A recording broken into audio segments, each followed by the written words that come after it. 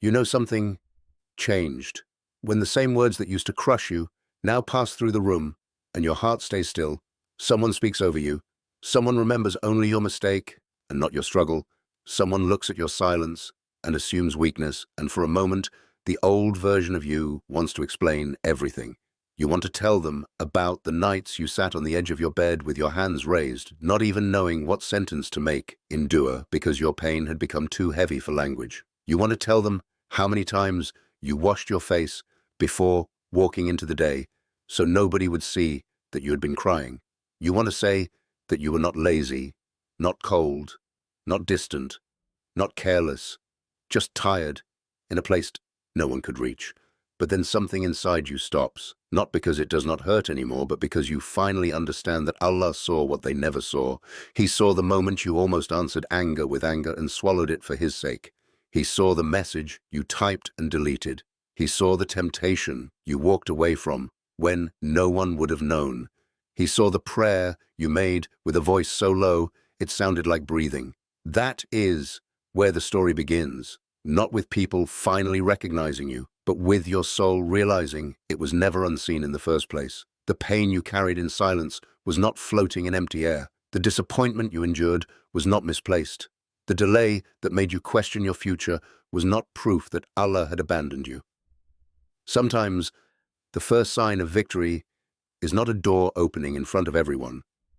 Sometimes, it is the strange calm that appears inside you when the same test returns, and this time it does not control your tongue, your choices, or your faith. The world may only notice the outcome, but Allah witnessed the cost. And when Allah turns pain into victory, He does not always begin by changing the people around you. Sometimes He begins by removing the panic from your chest, teaching your eyes to see clearly, and making your heart strong enough to survive the very thing that once made it collapse. There is a kind of exhaustion that people misunderstand because it does not always look dramatic. It looks like replying politely when your heart is breaking. It looks like showing up to work, school, family responsibilities, or daily obligations while carrying news you have not told anyone. It looks like sitting at the dinner table and smiling at the right moments, while your mind keeps returning to a disappointment that still feels fresh. It looks like praying Fajr after a night of almost no sleep, standing there with heavy eyelids, whispering, Alhamdulillah, even though your chest feels tight and your plans feel scattered. This is the hidden battlefield of Sabr, not the kind people quote easily, but the kind that costs you something every hour. You do not receive applause for not reacting. Nobody gives you credit for not taking the haram shortcut when it seems faster, easier, and more rewarding. Nobody knows how many times you were close to giving up on yourself and still chose one small act of obedience.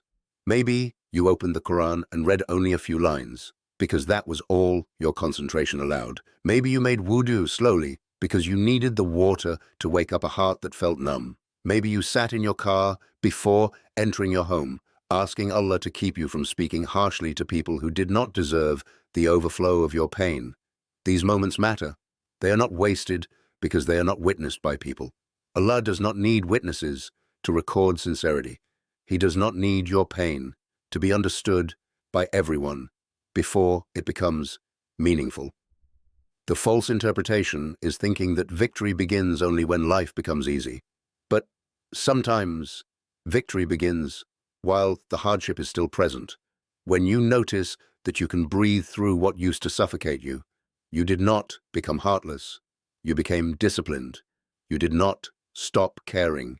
You stopped letting every wound command you. And this is a mercy many people do not recognize when it first arrives, because it comes quietly. It comes as restraint. It comes as a pause before speaking. It comes as the ability to say, Ya Allah, guide me, before your emotions make a decision your soul will regret. Some people think surviving quietly means nothing happened for you. They saw no public rescue, no dramatic reversal, no sudden announcement that proved you were right. They may have watched you continue through the same routine and assumed your inner world had stayed the same. But there are victories that do not look like victory to anyone who only measures life by noise. A person can lose an argument and win their soul, A person can be misunderstood and still be protected from arrogance. A person can walk away from a door they wanted badly and later realize that Allah was saving them from a room that would have drained their iman. And this is why pain can be a doorway when it is carried with tawakkul, not because pain is easy, and not because believers should pretend it does not hurt, but because Allah can place guidance inside the very place where you thought there was only loss. Think of the times you begged for something to happen quickly, and the delay felt almost unbearable. You checked your phone, waited for a reply, refreshed an application, looked for a sign, replayed a conversation, and wondered why everything seemed blocked. Then, months later, something became clear. A person's character was exposed, a situation shifted, your own intention matured, a path you were attached to began to show cracks. Suddenly, the waiting was no longer empty. It had been teaching you what urgency could not teach. If this recognition touches something honest in you, let the video receive alike as a quiet acknowledgement of what Allah helped you survive, not as noise, but as gratitude for the fact that your heart is still here. Because that is the part people forget. The fact that you are still making dua after being disappointed is not small. The fact that you still care about halal after being tempted by shortcuts is not small. The fact that you still want a clean heart after being hurt is not small. These are not ordinary details. These are signs of a soul being trained in private, where applause cannot reach and image cannot help. And when Allah trains a soul in private, He is not humiliating it. He is removing what would have destroyed it if success came too early. But this needs discernment, because pain can be misunderstood in more than one way. Not every closed door means someone plotted against you. Not every delay means you are being singled out above others. Not every person who failed to understand you is an enemy of your destiny. Sometimes people are limited, wounded, distracted, or simply unable to carry the weight of your story. If you turn every disappointment into a battle against others, your heart will become crowded with suspicion, and suspicion can steal the very clarity you prayed for. Allah's guidance does not require paranoia. It does not require you to watch everyone like they are secretly working against you.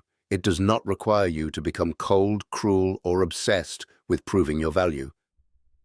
Being refined through hardship is not permission to feel superior. It is an invitation to become more truthful with yourself. Maybe part of your pain came from people's unfairness, but another part may have revealed your attachment to approval. Maybe their silence hurt you, but it also exposed how deeply you depended on being understood. Maybe the rejection was painful, but it showed you that you had built too much of your peace on a door that was never fully yours. This does not make the pain your fault. It means Allah can use even an unfair season to uncover what needs healing. A mature believer does not say, "Everyone is against me, therefore I am special." A mature believer says, "Ya Allah, show me what is true, protect me from bitterness, and do not let my wound become my personality." That dua changes the atmosphere inside you. It takes you out of reaction and returns you to servanthood. It reminds you that Allah's justice is real, but so is His wisdom. And His wisdom may include teaching you how to stop carrying cases that belong to Him. There is a deep relief in realizing you do not have to rehearse every offense in your mind.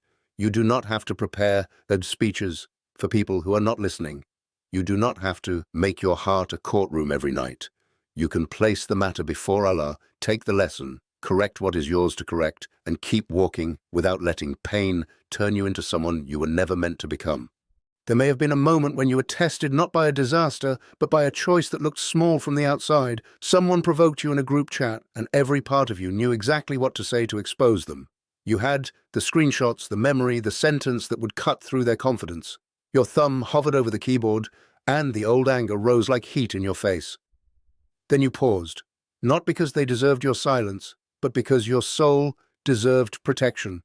You put the phone down. You made wudu. Maybe you did not even pray a long prayer. Maybe you just stood for 2 rak'ahs and asked Allah to keep your tongue from becoming a weapon.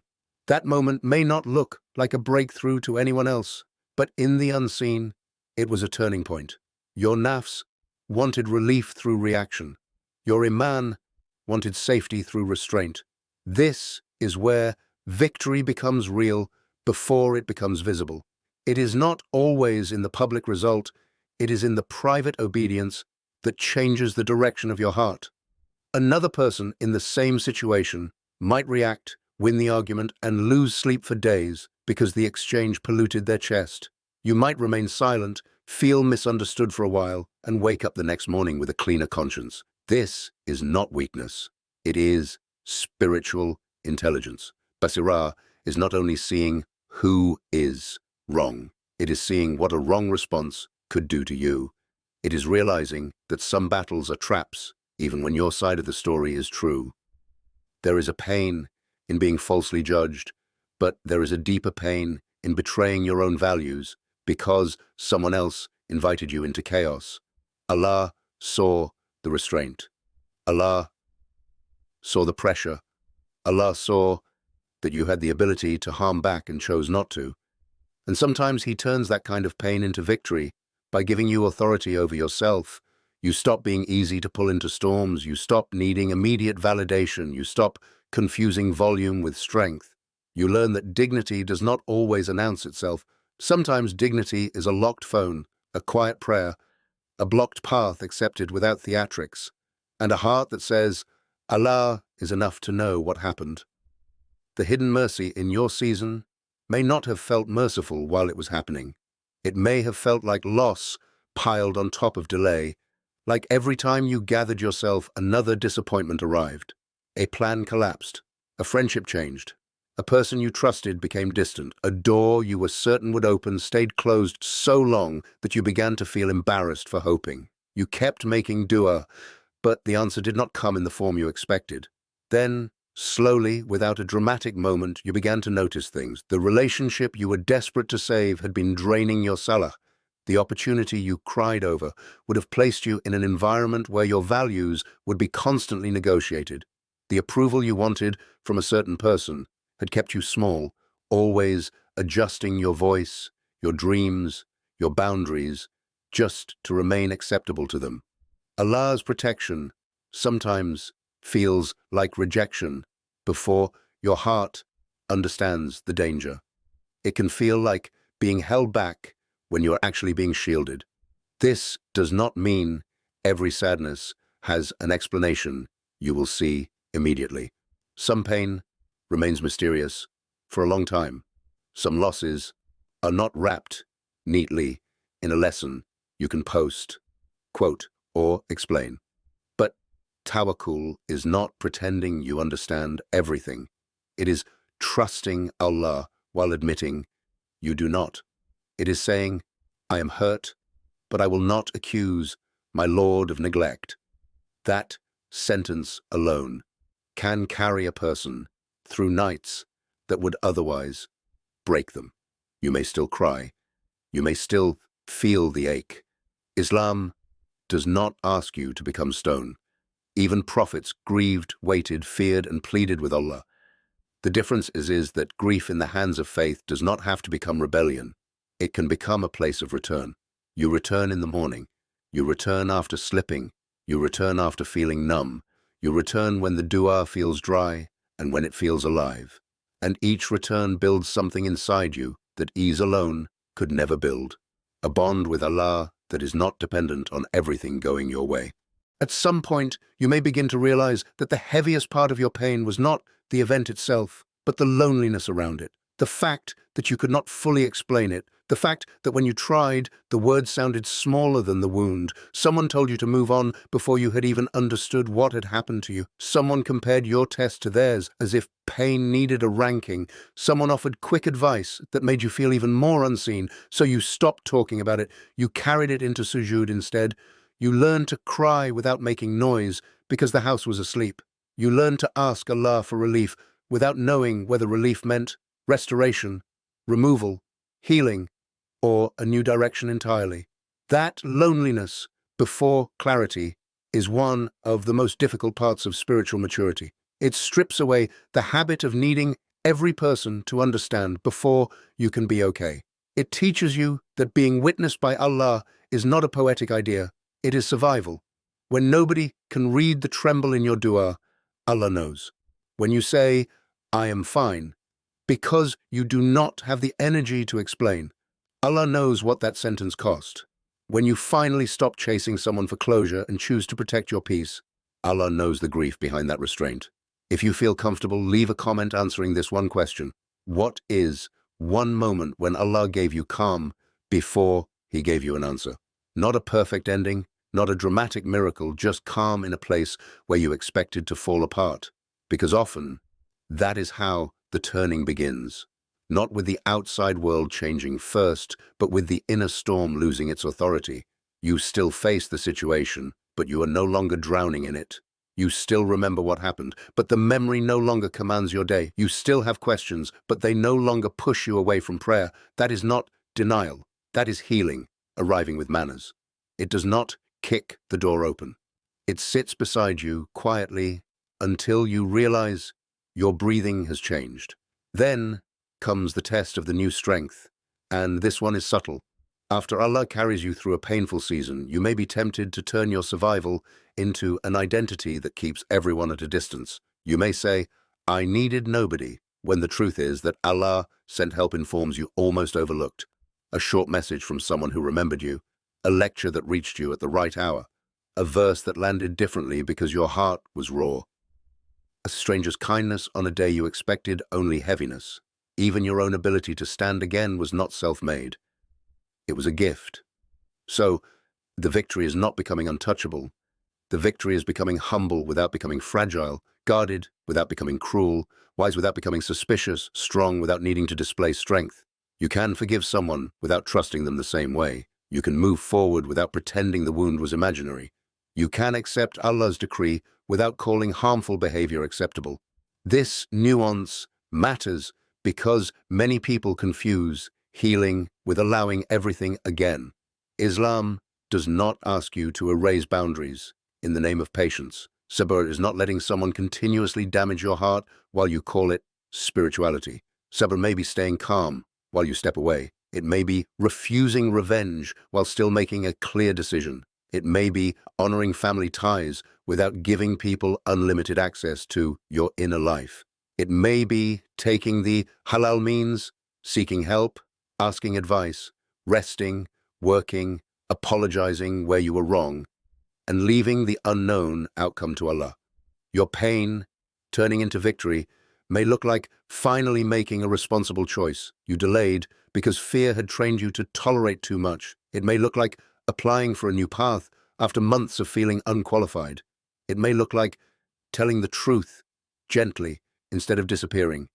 It may look like sitting with your own mistakes without self-hatred. There is no need to romanticize suffering. Hardship is hard. Betrayal hurts. Delay can shake a person. But when Allah gives barakah to your endurance, the result is not ego. The result is a cleaner direction.